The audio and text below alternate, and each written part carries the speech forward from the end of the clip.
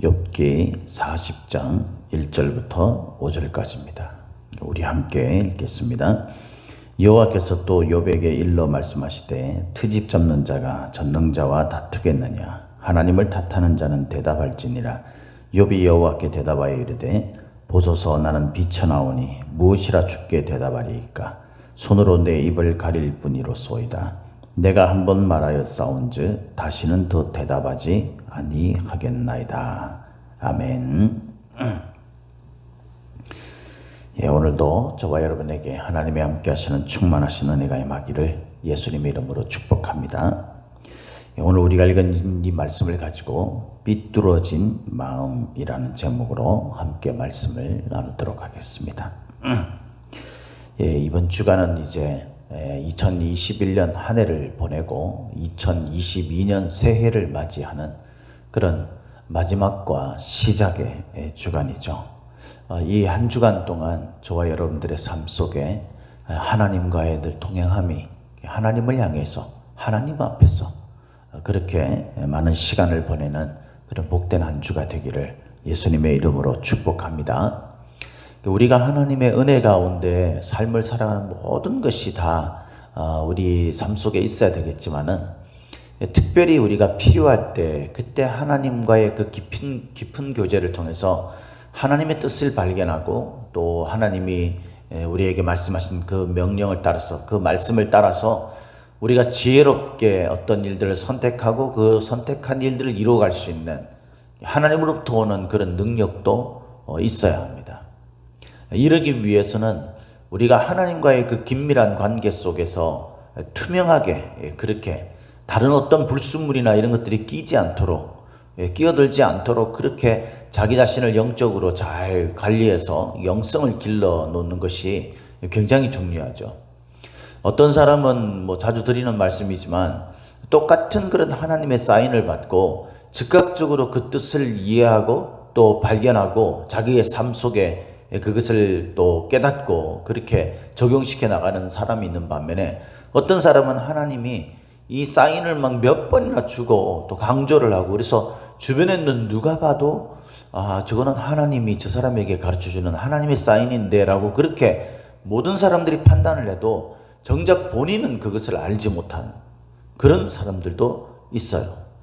그래서 참 이렇게 곁에서 보기에 어떨 때는 안타까울 때가 있죠. 하나님이 저렇게 사인을 주시는데 저걸 좀 이렇게 잘 묵상하고 생각해서 자신의 삶 가운데 그걸 적용하면 저 사람이 이렇게 겪고 있는 일이나 또 앞으로 어떤 것을 해나가는 데 있어서 절대적으로 하나님의 그 도우심을 그 능력을 경험할 수 있을 텐데 이런 그 안타까움이 있죠. 그런데 왜 이런 차이가 있을까요, 여러분? 우리가 하나님 앞에서 어떨 때는 민감하고 어떨 때는 하나님이 막 사인을 주는데도 그것을 잘 못 깨닫고 잘 받아들이지 않는 서로가 안다고 할지라도 그 하나님의 사인이 무엇인지를 안다고 할지라도 그걸 받아들이지 못하는 사람들 있잖아요. 그래서 여러분 이런 사람들은요 참 안타깝게도 그 신앙의 묘미를 잘 몰라요. 그러니까 신앙이라는 것이 어떤 것인지를 몰라요. 신앙은요 모든 것이 그 마음 중심에 하나님이 계시고 그 하나님이 나를 사랑하셔서 나를 올바른 길로 인도하실 그런 분이시고 그럴 능력이 있으신 분이시다라는 것을 마음속에 확신하는 거죠. 받아들이는 거예요. 그걸 인정하는 거예요. 그렇기 때문에 이런 사람은 어떤 상황이 펼쳐지든지 하나님을 향합니다. 좋으면 좋은 일이 일어나고 원하는 것들이 이루어졌을 때는요 이 모든 것이 하나님의 나에게 베푸신 은혜다 생각해서 하나님 앞에 감사함으로 나가죠. 하나님을 찬양하고 그 기쁨을 하나님 앞에 드립니다. 반면에 또 나쁜 일이 생기잖아요. 안 좋은 일이 생기면은 이것이 하나님이 나에게 무엇을 깨닫게 하시려는지 이런 걸 생각하면서 더 하나님의 도우심을 구하고 회개하고 돌이키는 그런 모습을 가지게 되죠. 그런데 반대로 하나님이 어떤 사인을 주셔도 그것을 잘 깨닫지 못하고 이런 사람들은요 하나님께서 좋은 것을 주시면은 그게 자기가 열심히 노력하고 애써서 그렇게 된 건 줄 압니다. 그래서 그것들을 내가 애쓴 만큼 나에게 보상해 줘야 된다는 생각을 가지고 자기가 그걸 누리는 데에 시간을 보내느라 하나님 앞에 감사를 잃어버리고 그냥 자기의 삶을 즐기면서 살아가려고 하죠. 누리면서 살아가려고 해요. 이런 사람은 교회에 와서 신앙생활하고 뭐 직분을 받고 봉사를 해도 다 자기 만족으로 하는 사람들이에요. 교회 안에 그걸 잘 구별해야 됩니다. 또 자기에게 안 좋은 일이 생기잖아요. 그러면 하나님 앞에 더 매달려야 됨에도 불구하고 나에게 왜 이런 일이 생겼냐고 삐딱해 가지고 하나님 믿어도 소용없다 이러면서 하나님에게 나가지 않아요. 불평불만만 쏟아내고. 이런 사람은 이래도 하나님을 안 믿고 저래도 하나님을 안 믿어요. 이래도 하나님을 떠나려고 하고 저래도 하나님을 떠나려고 합니다. 이게 참 차이가 있지 않습니까? 이 근본적인 원인이 뭐냐? 그게 마음이라는 거예요. 마음. 우리 마음에 뭐가 있느냐? 그것에 따라서 우리가 어떤 삶의 방식에 대처하는 그런 태도가 전혀 달라지게 된다라는 거예요. 오늘 우리가 읽은 이 본문 말씀에 이 욥과 하나님과의 그 마지막 대화 가운데 첫 번째 이제 대화인데 이 두 번째 이제 욥이 대답하는 장면이 나오죠. 그 전에 이제 첫 번째 대답하는 장면이에요. 그 장면과 두 번째 나오는 그 대답하는 장면을 보면요. 좀 틀려요. 그 방식이나 그 모습이, 욥의 모습이. 42장에 보면 이제 욥이 여호와께 대답하여 이르되 이러면서 그 욥이 이제 자기가 회개를 하고 돌이키는 그런 고백을 하죠. 이때랑 우리 40장 이 오늘 우리가 읽은 이 본문 말씀에 욥이 대답하는 것이랑은요, 그 차이가 있습니다. 욥이 깨닫고 하나님이 말씀하시는 그것들을 보면서 이 욥의 마음속에 뭔가 깨달음이 있고 자기는 정말 비천하고 연약한 자구나 이런 것들을 깨닫는 게 있겠지만은 그것보다는 욥의 마음이 삐뚤어져 있는 겁니다. 욥의 마음이. 오늘 본문에 보니까 이렇게 돼 있어요. 이제 하나님께서 이 욥과 엘리후 그리고 친구들의 그 모든 대화를 다 듣고 이제 하나님이 욥에게 말씀을 하시잖아요. 천지 만물의 주권자, 천지 만물을 움직이는 자가 누구냐 이런 이야기부터 말씀하셔가지고 이제 우리가 그 이전에 살펴봤던 39장 그 말씀에 보면 이제 그 천지 만물에 살고 있는 생명체들이 어떻게 되어 있는지 너는 아느냐. 이 모든 것들의 주관자도 하나님이시다. 이렇게 이제 말씀하시는 것이 쭉 10종류의 동물들을 이제 예를 들면서 말씀을 하시죠. 그리고 이제 오늘 본문 말씀을 이야기하는 거예요. 그러니까 천지 만물과 그 안에 살고 있는 모든 생명체의 주권자가 누구냐. 그걸 지금 다스리는 자가 누구냐. 그걸 말씀하시고 난 다음에 하나님께서 욥에게 오늘 본문에 이렇게 말씀합니다. 트집 잡는 자가 전능자와 다투겠느냐. 하나님을 탓하는 자는 대답할지니라. 자, 이 천지 만물의 주권자가 난데, 근데 내가 이 천지 만물을 어떻게 움직이는지 너는 알기는 아냐. 알고 그런 소리를 하냐. 네 인생의 고난의 문제를 만났을 때에 그 고난이 왜 네게 임했는지, 그리고 그 고난을 해결할 때 어떻게 해야 되는지, 이 모든 것들에 대해서 내가 그 고난을 가지고 있는데 그 앞에서 네가 해야 할 말이 무엇인지를 아느냐, 그 말입니다. 이 모든 고난과 고통이 단순히 네가 억울함으로만 이루어진 일이냐, 그걸 좀 더 넓은 해안으로 하나님의 눈으로 좀 바라볼 수는 없느냐. 내가 너에게 그럴 만한 충분한 여유와 그럴 만한 충분한 믿음을, 내가 너와 함께함을 주지 않았느냐, 이 말씀이에요. 그래서 그렇게 내가 너에게 이 모든 것들을 알려주고 지금까지 은혜를 베풀고 이랬는데 네가 이런 좀 고통이 힘들고 어렵겠지만 그 고통이 힘들고 어려운 가운데 하나님 앞에 도와달라고 요청하고 간구하는 그런 기도로 나아가는 것이 어떤 면에서는 마땅한 것이지, 지금 나는 억울합니다만은 내세워가지고 그렇게 이 천지 주권자의 그 돌아가는 이 움직이는 그 모든 것들을 알지 못한 채 네가 단편적으로 알고 있는 것 가지고 불평불만만 쏟아내고 있구나 라고 말하는 거예요. 여기에 이야기하고 있는 트집 잡는다 라는 이 말이요, 이 원래 원문의 그 의미를 보면 아주 기가 막힌 말이에요. 그게 뭐냐면 이렇게 되어 있어요. 규를 잡기 위해 또는 기강을 잡기 위해서 혼을 내다, 흠을 잡다, 이런 뜻입니다. 이게 무슨 말입니까? 욥이 자기가 고난을 당하고 이런 일들이 억울하다고 생각하는 거예요.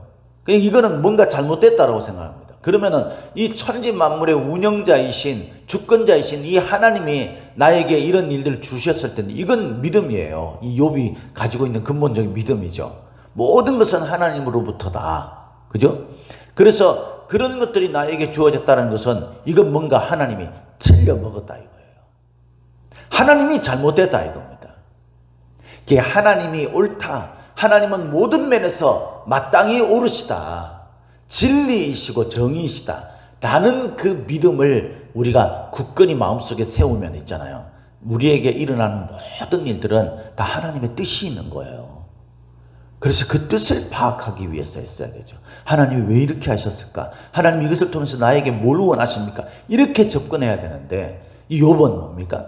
나에게 이렇게 한 게 하나님이 틀려 먹었어요. 이거예요. 그래서 제가 하나님 앞에 똑바로 가르쳐 드릴 겁니다. 지금 하나님 뭔가 잘못하신 거예요. 이러면서 지금 하는 게 트집 잡다라는 뜻이에요. 규율과 기강을 바로잡기 위해서 하나님 혼을 내는 겁니다. 하나님의 흠을 잡는 거예요. 이게 말이나 되는 소리겠습니까? 그죠? 우리가 알면 얼마나 알겠어요. 이게 모르는데 막 틀려먹었다고 이야기하는 거예요. 근데 우리가 가만히 보면요. 우리 삶이 다 그래요. 이 욥이 이런 말이, 하나님 앞에 어떻게 이런 말을 쓸 수가 있지? 근데 사실 우리가 다 이렇죠. 우리가 여러분 사람에 대해서 판단하는 것이나 세상에 대해서 판단하는 것이나 우리가 우리의 신앙에 대해서 돌아가는 일에 대해서 교회 안에서 이런저런 갈등의 문제나 이 모든 것들을 우리가 평가하고 판단하는 데 있어서 내가 마치 하나님이 된 것처럼 내가 생각하는 것이 다 옳은 것처럼 결론을 내려버립니다. 그래가지고 저 사람은 자기가 알지도 못하면서 그 사람 마음속에 들어가 보지도 않았으면서 저 사람은 이런 게 틀려먹었어. 저 사람은 저런 게 잘못된 거야. 저 사람은 아마 이런 마음, 잘못된 마음을 가지고 이렇게 했을 거야. 이렇게 우리가 결정해버려요. 이게 얼마나 위험한 말입니까? 하나님이 천지 만물을 움직이시는 주권자인 줄 믿습니까, 여러분? 그렇다면 우리가 하나님 앞에 그 모든 판단과 그 모든 운영에 대한 부분들을 맡기고 그걸 우리가 인정하고 옳다라고 받아들여야 되는 거죠. 뿐만 아닙니다. 이 욥은 다투겠다라고 이야기합니다. 그죠? 전능자와 다투겠느냐? 이건 뭡니까? 논쟁하겠다는 거예요. 네 말이 맞나? 내 말이 맞나? 한번 따져보자. 옳고 그름을 따져보자. 하나님을 앞에 두고 하나님 앞에 욥이 지금 이러고 있는 겁니다. 하나님이 맞는지 내가 맞는지 한번 따져봅시다. 이 말은 뭡니까? 내가 옳으니까 하나님 당신이 틀렸습니다. 우리의 신앙이 갈등을 일으키고 우리의 신앙이 낙담될 때 그때 우리 마음속에 이런 마음이 일어나지 않나요, 여러분? 욥과 같은 하나님 어떻게 이렇게 하셨습니까? 하나님이 이렇게 하실 수 있습니까? 도대체 내가 뭘 잘못했습니까? 물론 우리가 너무 속상하고 힘들면 하나님 앞에 이렇게 우리가 그냥 투덜거릴 수 있죠. 근데 여러분, 그것이 우리가 마치 옳은 것처럼 그렇게 생각되어진다 그러면 안 되는 거잖아요. 그죠? 그러면서 하나님을 탓하게 됩니다. 모든 것은 하나님의 탓이다. 언젠가 과거에 좀 시간이 오래됐는데 그때 가톨릭에서 천주교에서 한번 그런 캠페인을 벌인 적이 있습니다. 그게 뭐냐면 내 탓이요. 내 탓이요. 우리는 내 탓을 하는 것이 참 쉽지가 않죠. 그죠? 전부 남 탓이잖아요. 다른 배경 탓, 환경 탓, 다른 사람 탓, 심지어는 하나님 탓을 하죠. 그러나 우리가 제일 먼저 해야 될 것은요, 나를 돌아보는 거예요. 나를. 하나님이 이렇게 하신 이유가 나에게 있지 않나? 내게 뭘 원하실까? 이것을 우리가 깊이 생각하면서 도와달라고 그렇게 주님 앞에 나가야 되죠. 이게 전혀 다른 점이에요. 그러면서 욥이 이렇게 대답을 하죠. 하나님이 그렇게 물으니까 욥이 대답합니다. 하나님께서 너 한번 대답할지니라 이렇게 이야기하니까 욥이 보소서 나는 비천하오니 무엇이라 주께 대답하리까? 손으로 내 입을 가릴 뿐이로소이다. 내가 한번 말하여 싸운즉 다시는 더 대답하지 아니하겠나이다. 여러분, 이 말은 욥이 이제 하나님 앞에, 그 전능하신 하나님 앞에 무릎을 꿇고 제가 무슨 말씀을 드릴 수 있겠습니까? 제가 잘못했습니다, 이런 말이 아니에요. 왜냐하면 이 40장의 말씀과 42장의 말이 틀려요. 42장에 이제 나중에 큐티하면서 여러분들이 보시겠지만, 거기에 보면은 이 하나님이 무지한 말로 이 친구들이 말했던 그 말을 욥이 끌어옵니다, 그대로. 그래서 무지한 말로 이치를 가리는 자가 누굽니까? 저는 깨닫지도 못하고 이런 일을 벌여서 하나님을 탓하고 하나님과 논쟁하겠다고 덤벼들었습니다. 스스로 내가 알지 못하는 일을 제가 말했습니다. 주님, 제가 이제 주를 배우니, 주의 영광을 보니 그 앞에서 스스로 제가 이렇게 불평을 내던 것을 제가 거두어드리고 이제 회개합니다 라는 말로 42장에 되어 있어요. 근데 여기는 뭐라고 되어 있습니까? 하나님이 너 답해봐. 이 42장에는요 하나님이 그냥 말씀하시니까 답하라 라는 말을 마지막에 하지 않았는데, 물론 처음에는 하나님이 하시지만은 마지막에 하지 않았는데도 욥이 스스로 자발적으로 그에 대해서 그렇게 답변을 해요. 근데 오늘 본문에는 하나님이 대답할지니라 이렇게 이야기하니까 욥이 할 수 없이 답을 합니다. 그러면서 뭐라고 하냐면은, 제가 뭡니까? 제가 하나님 앞에서 무슨 말 한들 이게 무슨 소용이 있겠습니까? 저는 연약하고 보잘것없는 사람인데, 이 말을 좀 심하게 표현하면, 예, 하나님이 다 아시니까, 하나님이 잘나신 분이시니까 하나님이 다 알아서 하세요. 저는 더 이상 이제 말 안 하겠습니다, 이 말입니다. 이렇게 된 이유가 뭐겠어요? 욥이 이런 말을 하는 이유가, 42장에 나오는 욥이 진심으로 회개하고 돌이키면서 하나님 앞에 굴복하고 무릎을 꿇는 그 모습과 비교되는 이 본문의 모습은 무엇 때문일까요? 그건 욥이 고난이라는 문제, 고통이라는 문제, 친구들과 논쟁을 벌이면서 이런 과정들을 통해서 여러분 마음이 삐뚤어졌기 때문이에요. 마음이 왜곡되어 있으면요 모든 걸 받아들이는 데에서 왜곡되게 받아들입니다. 하나님의 은혜를 베푸고 하나님이 천지만물의 주권자인데도 내 형편에 맞춰서 그 하나님이 하시는 일들을 왜곡해서 받아들이는 거예요. 여러분, 이런 신앙은요 우리가 찌그러진 신앙이 될 수밖에 없어요. 삐뚤어진 신앙. 그래서 하나님의 사인도 잘 못 알아듣는다, 잘못되게 해석을 하는 거죠. 그러면 여러분, 우리가 신앙적으로 위험해지지 않겠습니까? 그래서 여러분, 하나님은 살아계시고 그 하나님은 모든 것이 옳으시다라는 것을 인정한다면, 우리 삶에 하나님의 어떤 일을 주어진다 할지라도 이것은 하나님의 옳으심을 통해서 나에게 하시는 일이라면, 내가 뭔가 잘못되거나 아니면은 내가 돌아봐도 내가 잘못한 것이 없다면 이건 분명히 하나님의 무슨 뜻이 있을 것이야 라는 점에서 출발을 하게 되죠. 근데 삐뚤어진 마음은요 거기서 출발하잖아요. 나 억울해. 왜 이거는 이럴 거야? 이건 뭔가 잘못돼서. 그래서 하나님을 향해서 원망하고 탓하며 하나님과 논쟁을 벌이고 하나님 앞에 흠을 잡으려고 하는 이런 모습이 되어버리는. 그래서 여러분, 근본적으로 우리 마음을 바로잡는 것이 얼마나 중요한 것인지 몰라요. 우리가 좋을 때든 우리가 나쁠 때든 하나님 앞에서 우리 마음을 바로잡아야 합니다. 그래서 시편 14편 1절 말씀에 보면, 어리석은 자는 그 마음에 이르기를 하나님이 없다 하는도다. 마음에 하나님이 없다라고 생각하는 사람들은요, 그 뒤에 보면 그렇게 돼 있어요. 그들은 부패하고 그 행실이 가증하니 선을 행하는 자가 없다. 마음이 부패해 있으면은, 하나님이 없다 하면은, 그러면 거기서부터 출발하기 때문에 악을 행하는데도 양심의 가책 이런 것들을 느낄 필요가 없는 거죠. 자기가 징계받지 않을 것이기 때문에. 이 동일한 말은 시편 53편 1절 말씀에도 똑같이 나옵니다. 이게 반복돼서 나온다는 것은요 굉장히 중요하다라는 말이죠. 그래서 우리가 얼마 전에 봤던 디모데전서, 그 디모데전서 6장 5절에도 보면, 마음이 부패해지고 진리를 잃어버려 경건을 이익의 방도로만 생각하는 사람들은요 교회 안에서 다툼도, 자기 이익을 위해서 다툼도 일으킬 수 있는 사람이라고 경계하면서 그렇게 바울이 디모데에게 가르쳐 주죠.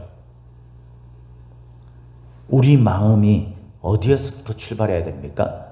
빌립보서 2장 5절에 보면 너희 안에 이 마음을 품으라. 곧 그리스도 예수의 마음이니 그랬어요. 우리가 이 마음을 품어야 돼요. 여기서부터 출발해야 돼요. 그러면서 빌립보서 2장 6절 말씀에 보면 뭐라고 되어 있어요? 이것은 근본 하나님의 본체이시나 그 모든 영광을 버리고 스스로 낮고 천한 것으로 겸손하게 내려오셨다라는 말씀도 이어지잖아요. 우리가 우리의 마음을 하나님 앞에 올바르게 선하고 깨끗하고 신실하고 올바른 그런 마음으로 붙들게 되면 여러분 우리에게 부딪히는 수많은 문제들을 삐뚤어지고 왜곡된 시선으로 보지 아니하고 그 속에 숨겨진 하나님의 의도를 깨닫는 지혜가 생기게 될 것입니다. 그것을 통해서 우리 삶에 하나님의 뜻을 따르는 삶을 살아갈 수 있게 된다는 사실을 우리가 꼭 기억하고 삐뚤어진 마음이 내 속에 있지 않은지 돌아볼 수 있는 저와 여러분들이 되시기를 예수님의 이름으로 축복합니다. 축복합니다.